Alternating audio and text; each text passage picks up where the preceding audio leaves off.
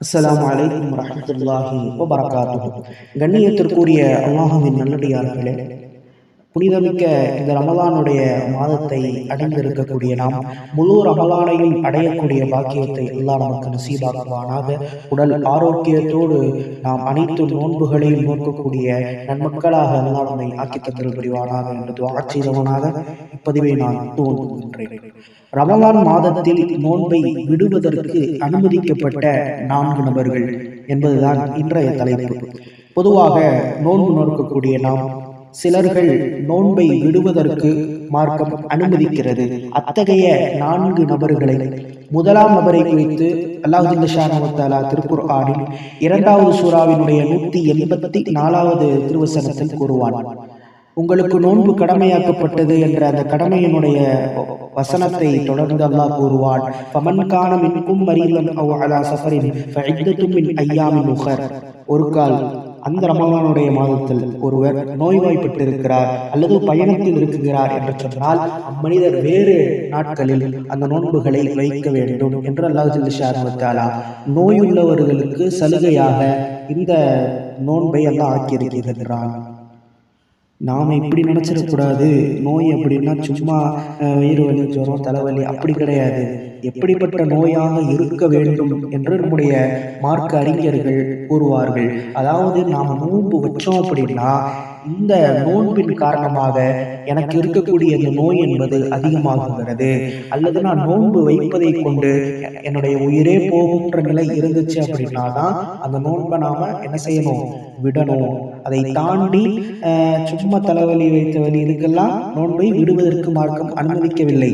யாருக்கு அனுமதிக்கிறது என்று சொன்னால், நோயுள்ள ஒரு மனிதர், டாக்டர் சொல்ற நோன்பு வைக்காதீங்க, நோன்பு வச்சீங்கன்னா நோய் இன்னும் அதிகமாயிரும் அப்படின்ற ஒரு நல்ல ஒரு டாக்டரினுடைய பரிந்துரையின் பெயரில் தான் நாம் நோன்பை விடுவதற்கு மார்க்கம் அனுமதிக்கின்றது என்பதை நாம் இங்கு புரிய வேண்டும். 2வது கேட்டகரி முதியவர்கள் இருப்பாங்க. அதாவது இந்த முதியவர்கள் எப்படிப்பட்டவர்களாக இருப்பாங்க அப்படின்னா, அவர்களுக்கு எப்படிப்பட்ட நோய் இருக்கும் என்று சொன்னால் தீராத நோய் இருக்கும். காலம் முழுக்க பெட்டோடு பெட்டா இருப்பாரு, அவரால் சரியா சாப்பிட முடியாது, சரியா உறங்க முடியாது. இந்த முதியவர்கள் எப்படி நோன்பு வைப்பது? இவர்களுக்கு மீது நோன்பு கடமையா என்று கேட்டால், இவர்கள் நோன்பு வைப்பது அவசியம் கிடையாது. நோன்பு வைக்க தேவையில்லை, விட்டுறலாம். ஆனா விட்ட நோன்புக்கு பகரமாக இவர்கள் ஃபிதியா கொடுக்க வேண்டும் என்று நம்முடைய மார்க்கம் கூறுகிறது. ஃபிதியா அப்படின்னா என்னது? ஃபிதியா என்றால் நாம் விட்ட அந்த நோன்பிற்கு பகரமாக ஏழைகளுக்கு உணவளிப்பதுதான் ஃபிதியா. எவ்வளவு உணவளிக்க வேண்டும் என்ற அளவுகோலையும் நம்முடைய இஸ்லாமிய மார்க்கம் கூறக்கூடிய நேரத்தில் அரை சா, அரபியினுடைய வழக்கத்தில் அரை சா என்று கூறுவார்கள். அதாவது அரை சா என்பது 2.25 கிலோ என்பதாக கூறப்படுகிறது. ஆகவே அந்த இதை நாம் கொடுக்கணும். அரிசியாகவோ கொடுக்கலாம், எந்த உணவுப் பொருட்களாகவும் நாம் அவர்களுக்கு கொடுக்கலாம். இதை சொல்லிட்டு அல்ல அதுக்கப்புறம் சொல்றான், அதிகமாக கொடுத்தாலும் தப்பு இல்லை. ஏன்னா அது எடை போட்டு அந்த 2.25 இருந்தால்தான் கொடுக்கணுமா அப்படின்னா கிடையாது. மேலேயும் கொடுக்கலாம், அதிகமாகவும் கொடுக்கலாம், 3 கிலோவாகவும் கொடுக்கலாம். ஆக அதிகமாக நாம் என்ன செய்யணும், கொடுக்கறத கொடுக்கணும் அப்படின்னு அல்லாஹ் ஜல்ல ஷானஹு வ தஆலா அந்த ஆயத்தை சொல்லிட்டதுக்கு அப்புறமா இந்த வார்த்தையை சொல்லுவான். அடுத்து நோன்பை விடுவதற்கு தகுதியான 2ஆம் நபர். ஒருத்தர் பயணத்தில் இருக்காரு அப்படின்னா அவருக்கு நோன்பை விடுறதுக்கான அனுமதியை மார்க்கம் கூறுகிறது. அல்லாஹ் ஜல்ல ஷானஹு வ தஆலா அதே திருவசனத்தில், ஃபமன் கான மின்கும் மரீதன், நோயாளியாக இருந்தால், அவ் அலா ஸஃபர், அல்லது பயணத்தில் இருக்கிறார் என்று சொன்னால் அவர் வேறு மாதத்தில் அந்த நோன்புகளை நோற்றுக் கொள்ளலாம் என்று அல்லாஹ் ஜல்ல ஷானஹு வ தஆலா கூறுகிறார். நபிகள் நாயகம் ரசூலுல்லாஹி ஸல்லல்லாஹு அலைஹி வஸல்லம் அவர்கள் கூறுவார்கள், ஃபகால இன் ஷஅத ஃபஸும் வ இன் ஷஅத ஃபஅஃப்திரு. நபிகள் நாயகம் ஸல்லல்லாஹு அலைஹி வஸல்லம் அவரிடம் ஒரு சஹாபி கேட்கிறார்கள், யா ரசூலுல்லாஹ், நான் பயணத்தில் இருக்கின்றேன், நான் நோன்பு வைக்கலாமா? பயணத்தில் இருக்கும்போது நோன்பு வைக்கலாமா அப்படின்னு அவர் கேட்கிறாரு. ஸல்லல்லாஹு அலைஹி வஸல்லம் சொல்றாங்க, நீங்க விரும்பினால் வைக்கலாம், விரும்பாவிட்டால் வைக்க தேவையில்லை. இது அல்லாஹ் ஜல்ல ஷானஹு வ தஆலா நமக்கு கொடுக்கக்கூடிய ஒரு ருக்ஸத், ஒரு சலுகை தானே தவிர நோன்பு வைக்கக்கூடாது என்பது நிர்பந்தம் கிடையாது. பயணம் அப்படின்னு சொல்லும்போது எப்படிப்பட்ட பயணமாக இருக்கணுன்றதையும் நாம் சிந்திக்கணும். சும்மா இங்கிருந்து ஒரு அரை மணி நேரம் 1 மணி நேரம் பயணத்துக்கெல்லாம் நம்ம விடக்கூடாது.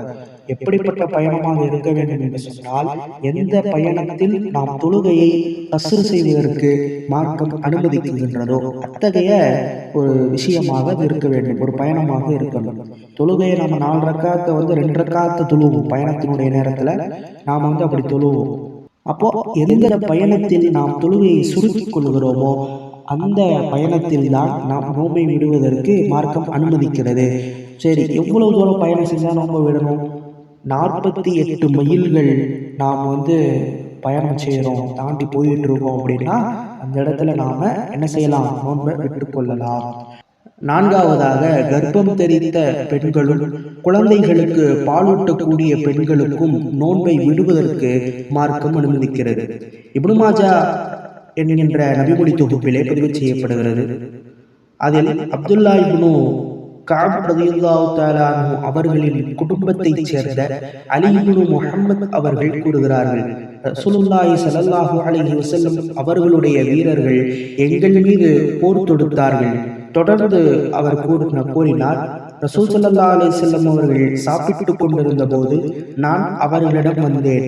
ஸல்லல்லாஹு அலைஹி வஸல்லம் அவர்கள் என்னை அருகில் அமருமாறு கூறினார்கள், சாப்பிடுமாறும் என்னை வலியுறுத்தினார்கள். நான் நோன்பாளியாக இருக்கிறேன் யா ரசூலல்லாஹ் என்று நான் பதில் கூறினேன். பிறகு ரசூல் ஸல்லல்லாஹு அலைஹி வஸல்லம் அவர்கள் என்னை அமருமாறு கூறினார்கள். நோன்பை பற்றி நான் உனக்கு கூறினேன், நிச்சயமாக அல்லாஹ் பயணிக்கு தொழுகையில் பாதியை தளர்த்தி விட்டார். இன்னும் பயணிக்கும் கர்ப்பிணிக்கும் பாலூட்டுகின்ற பெண்ணிற்கும் நோன்பை அல்லாஹ் தளர்த்தி விட்டார். கர்ப்பம் தரித்த பெண் அல்லது பாலூட்டுகின்ற பெண் தமது உயிருக்கு பயந்து நோன்பை விட்டிருந்தால் அவ்விருவருக்கும் நோன்பை கதா செய்தால் மட்டும் போதுமாகும். குழந்தையின் உயிருக்கு பயந்து நோன்பை விட்டிருந்தால் நோன்பை கதாவும் செய்ய வேண்டும். அத்துடன் ஃபிதியாவும் அதற்கான பரிகாரத்தையும் நாம் நிறைவேற்ற வேண்டும். பொதுவாக கர்ப்பம் தெரிந்த பெண் நான் நோன்பு வச்சா என்னுடைய உயிருக்கு பாதிப்பு ஏற்படும் அப்படின்னு ஒருத்தி பயந்து நோன்பை விடுறா அப்படின்னா நோன்பை மட்டும் மற்ற நாட்கள்ல வச்சுக்கலாம். நோன்பை விட்டதுக்கான கஃபாரா பரிகாரம் கிடையாது. ஆனா அதே நேரத்துல அதே பெண் தன்னுடைய குழந்தையினுடைய உயிருக்கு ஏதாவது ஆயிருமோ, தான் உயிருக்கு பிரச்சனை இல்லை, தான் குழந்தையினுடைய உயிருக்கு ஏதாவது ஆயிருமோன்னு பயந்து நோன்பை விடுறா அப்படின்னா அவள் நோன்பையும் என்ன செய்யணும்? கல்லாவும் செய்யணும். அந்த கல்லா போக விட்ட நோன்புக்கான பரிகாரத்தையும் கொடுக்கணும். ரெண்டத்தையும் செய்யணும். எப்போ தான் குழந்தையினுடைய உயிர் போன்ற அந்த பயம் அவளுக்கு ஏற்பட்டுச்சு அப்படின்னா அவள் இரண்டையும் நிறைவேற்ற வேண்டும். அதே போல்தான் பாலூட்டக்கூடிய பெண்ணுக்கும் இந்த சட்டம் பொருந்தும் என்பதாக நபிகள் நாயகம் ரசூலுல்லாஹி ஸல்லல்லாஹு அலைஹி வஸல்லம் அவர்களுடைய இந்த ஹதீஸ் நமக்கு எடுத்துரைக்கிறது. ஆக இந்த 4 நபர்கள், அதாவது முதலில் நோயுள்ள ஒரு மனிதன் அல்லது பயணம் செய்யக்கூடிய ஒரு மனிதன், மாதவிடாய் பிரசவம் உள்ள ஒரு பெண்மணி, 4வதாக கர்ப்பிணியான பெண்மணி, இவர்களெல்லாம் நோன்பை விடுவதற்கு மார்க்கம் அனுமதிக்கின்றது. இதை தாண்டி உள்ள நபர்கள் நோன்பை விடக்கூடாது, நிச்சயம் நோன்பை வைக்க வேண்டும். ஆக இந்த 4 நபர்கள் நோன்பை விடுவதற்கு நம்முடைய மார்க்கம் அனுமதி அளிக்கின்றது. ஆக வல்ல இறைவன் இஸ்லாமிய சட்டங்களை பேணி வாழக்கூடிய மக்களாக அல்லாஹ் நம் அனைவர்களையும் ஆக்கி தந்தருள் புரிவானாக. ஆமீன். அஸ்ஸலாமு அலைக்கும் வரஹ்மத்துல்லாஹி வபரகாத்துஹு.